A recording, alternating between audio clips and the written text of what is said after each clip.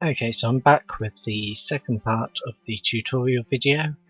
We can now go into World 2 because we've got our second fleet all leveled up and prepared, which we did before, and now we can select two fleets to go into the world, and you do that with the bottom buttons if you've seen there. This will allow us to go into the maps with the two fleets. So we go into the map and you'll see the two fleets here, and we can then switch over using the little grey button that's got the arrows like that. So we can now go onto our node clearing fleet. This is just a fleet that we can use to clear all the trash. I will be speeding through these battles just a little bit because it will take a little bit of time to go through them all, but the general idea is that you have a clearing fleet and a boss fighting fleet. The clearing fleet is what you will use to take on the brunt of the battles. If you get into a situation where you've got 10 battles that includes the boss battle and there's no ammo dumps, then what you will be using is you generally tend to use your clearing fleet to take on the harder nodes. So if you notice, your nodes will have like triangles on them, and so the yellow one triangle nodes are the easy nodes, where it's two triangles and it's orange, those are medium nodes, and when it's got three triangles on there and it's red, that's the harder node. So in that situation, you use your clearing fleet to take on the red nodes, so the hard nodes, or the medium nodes, and leave the easy nodes to your boss fleet so that they don't take as much damage. And so you basically wanting to have your boss fighting fleet in as good a condition as possible for when they face the boss. Now, the important thing about a clearing fleet is the way you set up your composition. My initial way of doing this was that I wanted Indianapolis in there, as she is quite a tanking ship. The problem I found, however, is that Kent is not able to take that much in terms of damage, so that then put my boss fighting fleet in quite a bit of risk. So I then did eventually switch things around after I did this run and found that that was an issue. But what you want to be doing is, if you've got ships that can heal and they've got a more supporting kind of role, those are the kind of ships that you would use on a clearing fleet. So things like Arizona or Unicorn or Shoho, you would tend to put those in your clearing fleet so that they help keep your clearing fleet up longer and more active, especially in maps where you have things like the ammo dumps, because then they can stay up longer and do even more of those nodes and things. Because the general idea, as said, is to keep the boss fighting fleet in as pristine condition as possible, and the boss fighting fleet has to be more kind of like damage focused and things, rather than a healing defensive focus, which is more of the clearing fleet. Because with the boss, although you've got a 3-minute timer to clear the map, if you don't clear it in under 2 minutes, you will only A rank the map. And so if you want the S rank, you have to pretty much burn down the boss with all your DPS and things. So you have to consider that with your fleet setup.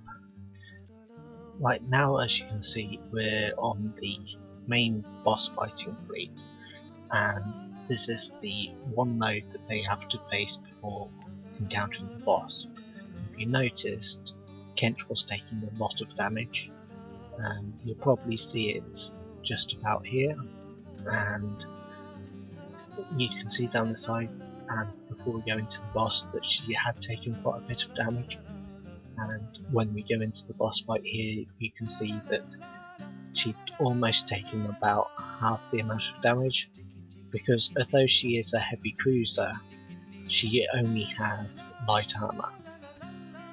The problem is that both Chicago and Shropshire, who I also have that are also heavy cruisers, they too only have light armor, and they don't have much in the way of evasion, so they wouldn't even be able to do any evasion tanking, so they just will get an absolute pummeling here. Now, the advantage of Indianapolis is she's got medium armor and she's got a whole load of health.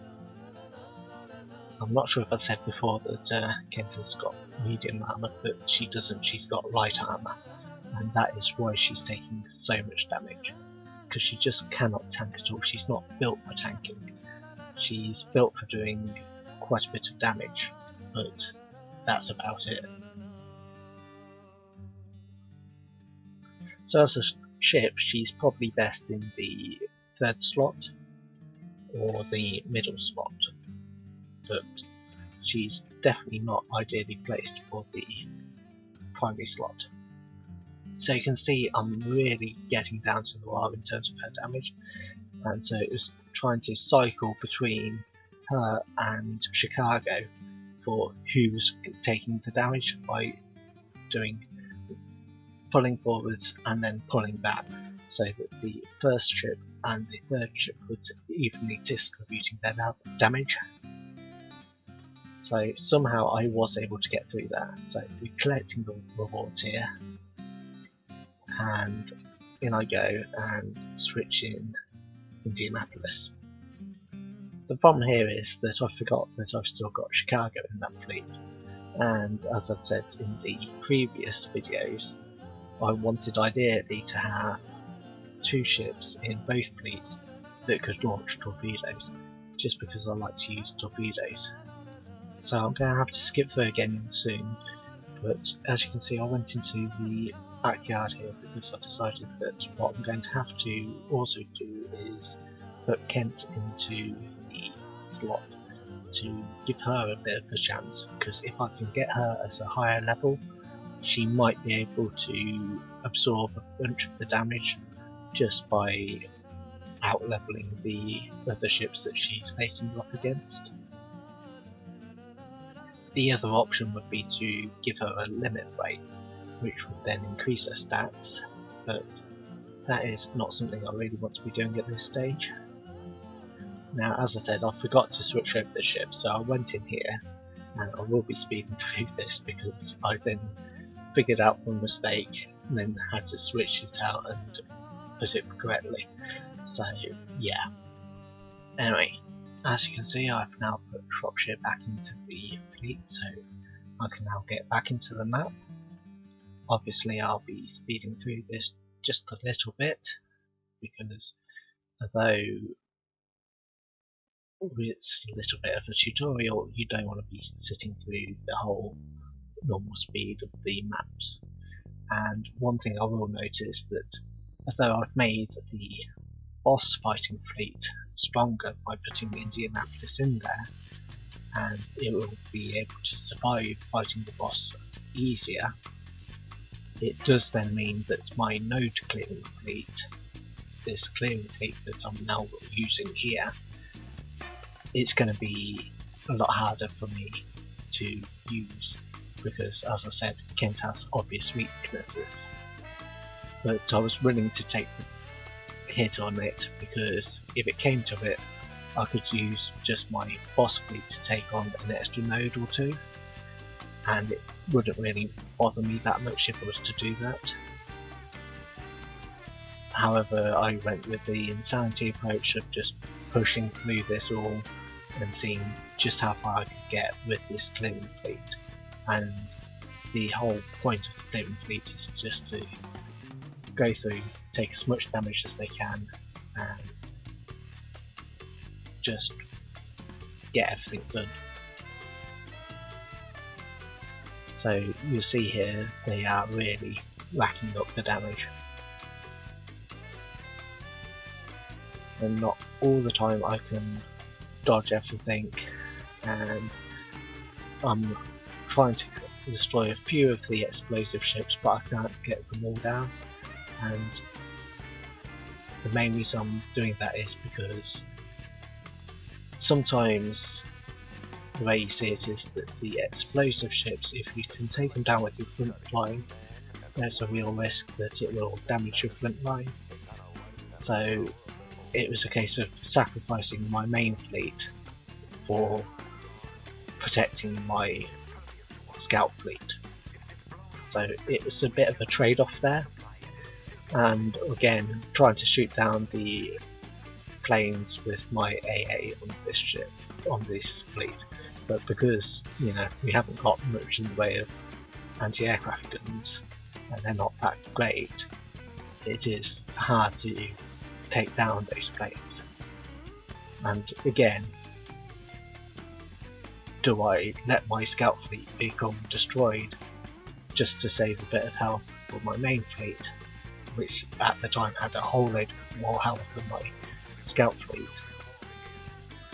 or do I ignore it and sacrifice my main fleet? As you can see here, I went in on this one when perhaps I wouldn't have normally recommended it. I wouldn't recommend anybody does this if you've got your ships on repair, unless you're extremely confident in your abilities to take down the node. It's probably not best to do it. Right here I did just about get through. So yeah, they were able to take down the maximum number of fleets. They were able to clear 5 fleets and come out of it with pretty much no health left. So 3 of the ships out of the 6, well, out of the 5 I should say. Normally you'd have 6 ships in a fleet, but this has got 5 ships, so 3 of them ended up with hardly any health left. And as you can see, his the Indianapolis fleet, boss clearing fleet, going into the boss with practically hardly any damage. So speed it down a bit for this one, so this is now at normal speed. As you can see, it really just goes slowly, but that's the problem with having heavy cruisers in the fleet. Heavy cruisers just really slow up your fleet. The heavy cruisers have the slowest speed of the scout fleets, and the light cruisers go at a faster speed, and destroyers are the most manoeuvrable and fastest ships.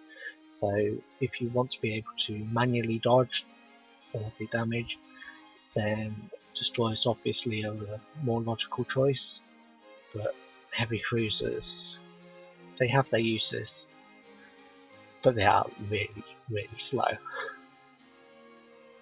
The light cruisers, as said, we've got this kind of like weird middle road of them where they have light armor and a bit more health than the destroyers. But you see here, we were able to destroy the boss and come out of it with the fleet intact. They had really good health, so that fleet could have destroyed a few more nodes if I'd wanted them to. So anyway, now we've just managed to get through there almost by the skin of our teeth. We can now collect the reward. We get the reward for clearing node 2-1, and we will also get the reward for 3-starring it.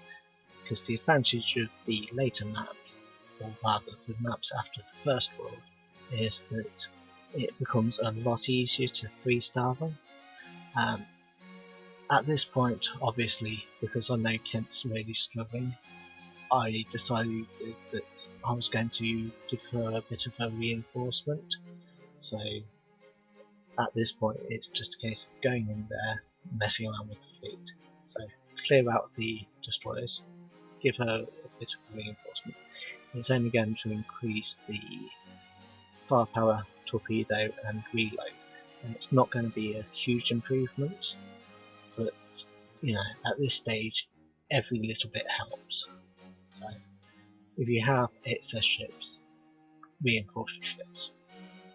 That's what you're best doing.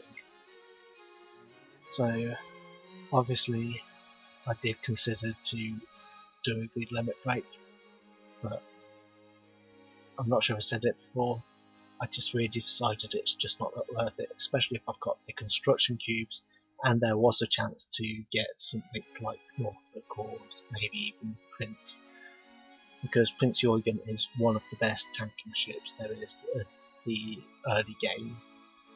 But as you saw, I got another Huger, so it's a case of messing around with her and then giving her a limit break. Now I've got the duplicate Huger. So now I've done all that, I can then consider my next step. Obviously, going back and doing 2-2 is suicidal, because I'd only just about got through 2-1, and my clearing fleet was in such a state at the end of it, there's just no way as it is they can do 2-2. So the only way to do it is to level them up. Fortunately, we've got commissions, and that's the advantage of doing 2-1. It's unlocked commissions. This doesn't help with our main fleet at this stage, because all we're going to end up doing is sending in the extra ships. So choose 6 ships to send off onto a commission, which is, as I said, expeditions. This will give you rewards, so that's experience, money, oil, furniture coins, and you can get things like construction cubes, fast construction and skill books. So here I decided, out of what I've got left, the most useful one is going to be the construction cube, simply because construction at this stage is more important than skills. And fast construction, while it's nice, you just get so much of it later on that you don't have to aim for fast constructions. And if you do run out, you're only waiting a little while for it anyway, so it's not a big deal. So the other thing that you've noticed, we've only got 2 slots for the commissions at this stage. You do get more slots unlocked the further you get on in the maps. It's like with the fleets, where at this stage we've only got 2 fleets unlocked, but you can get 4 fleets unlocked later on, and that is when you progress in the worlds, more and more become unlocked. So the other thing that we've managed to get unlocked is PvP. So we go into there and we'll have a look at what we can face. Obviously at this stage everything is out of our range. There is nothing that we can easily beat. So the best bet is to find a fleet that is absolutely higher than us. So that fleet there is so far out of our range that it will give us the maximum amount of experience that we can get for a defeat, because that's what we're going to be facing anyway. We're facing a loss, so let's get the most experience for the loss. The one thing I will say, and when we get to it, because I did record a victory, is that at this stage, when you come across fleets that are about your level, you're not actually going to get that much experience for victories. You're going to get a lot more experience for facing off against fleets that are far out of your range and getting technically defeated by them. So we'll watch this one at normal speed, and then after that we'll go and watch every other one at a faster speed, because At this point, it's just laughable at just how quickly we do get defeated.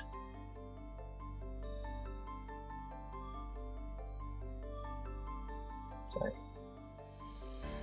there you go, we've already been defeated. So we still get tokens, we get 25 tokens for that defeat. But if you look, we've got about 500 experience for that defeat.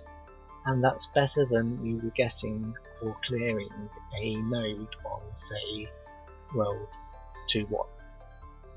So, speed through this, and again, it's just a case of picking the highest fleet that you can find and going for the loss, because you will get so much experience out of that.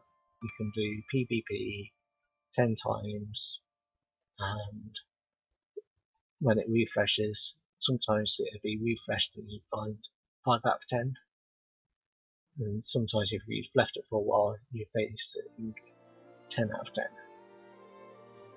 But obviously that's a lot of experience that's just free experience. Now the other nice thing about PvP is it doesn't cost you any oil and you don't lose any morale.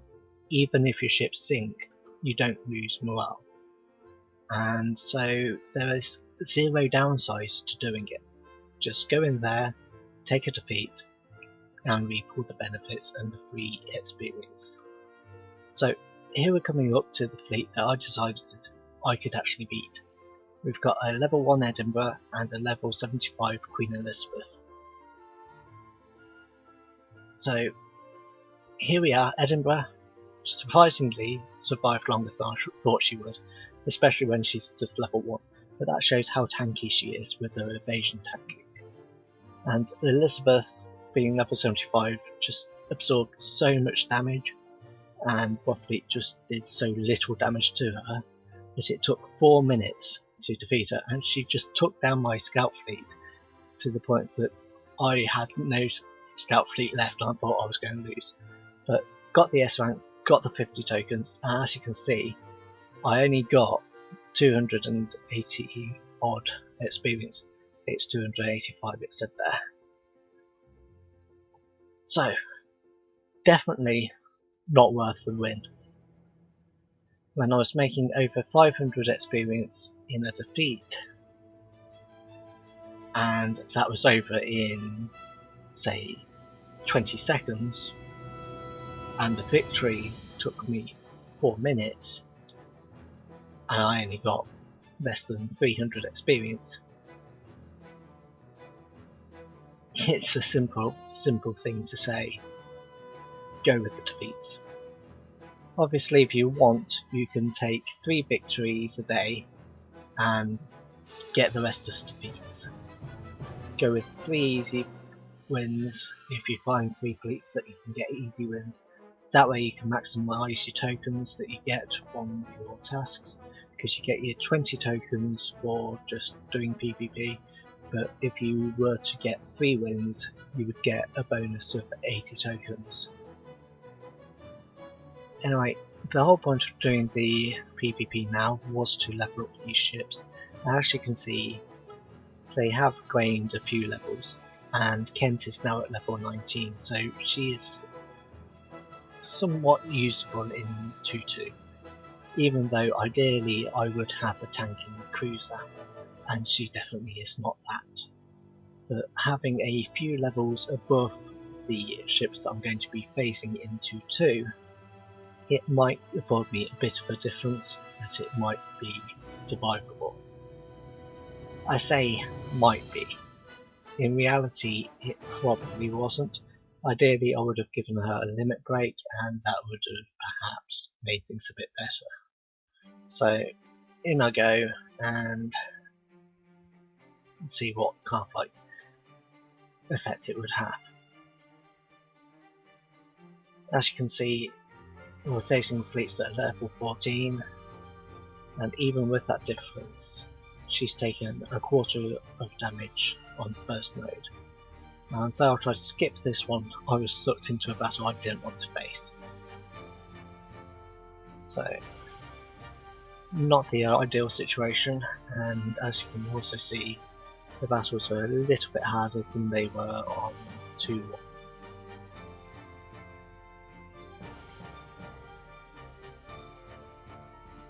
So she's now down to less than half damage.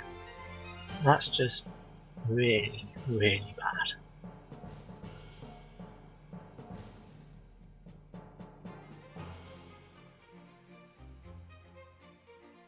So if I'm get her to survive this, I'm lucky. She's now got through that one. She's got about a quarter of the damage left. Going to push forwards because obviously I wanted to get about 4 nodes use out of her, even though in actual terms it's just going to be 3 nodes of use because obviously we had the ambush node. So she's come out of that and we've now got Brooklyn. That was a really good block, but she is totally and utterly unusable now. So rather than pushing ahead and clearing all the nodes, I might as well just go do the treasure map. And if you can see, there's a little treasure ship there. The idea is to get the treasure ship, destroy that before it runs away, and you get a nice little bonus. In this case, all I got was a bit of extra coins, but sometimes you get boxes and things. Now, as I was saying, what I'm wanting to do here is just get to the boss without clearing all the nodes, because obviously my clearing fleet has failed. So I want my boss fighting fleet to be in as best a condition as I can get them in there. So in I go with the boss, slowing it back to normal speed.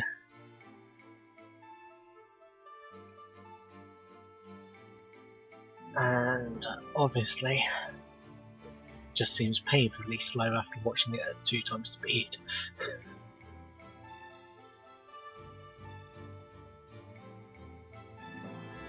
So again, with the anti-air, just try and get them into that circle and make it so that your anti-air guns are trying to shoot down the enemy aircraft as best as they can. So move forwards, and there we are.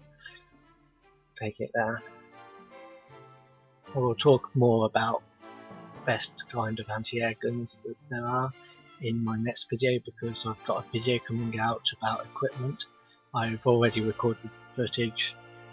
It was one of the videos that I did get footage done for, but was unable to get published. So here we are on the boss fight.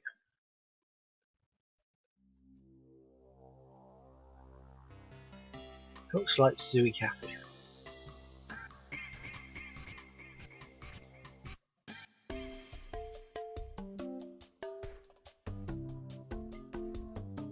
Okay, so in we go with the cutscene.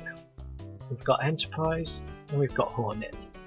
And if you know your history, you should know what's coming next, because what happened with Enterprise and Hornet after Pearl Harbor? Yep, you got it. It's the attack with the B-25s launched from Hornet in retaliation for the attack on Pearl Harbor.